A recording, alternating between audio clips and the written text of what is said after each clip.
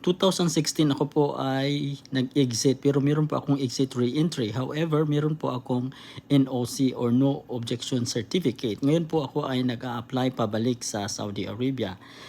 Wala po bang magiging problema? The answer is absolutely wala na pong magiging problema sapagkat 2016 pa po ang iyong huling pag-exit sa Saudi Arabia.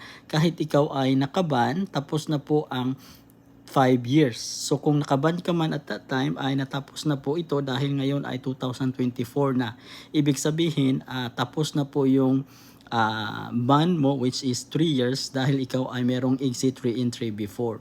So in theory, dapat lang na makabalik ka sa Saudi Arabia without any problems dahil tapos na po ang iyong ban. At higit sa lahat, meron naman po kayong NOC or No Objection Certificate. Maraming salamat po, paki-subscribe sa ating channel.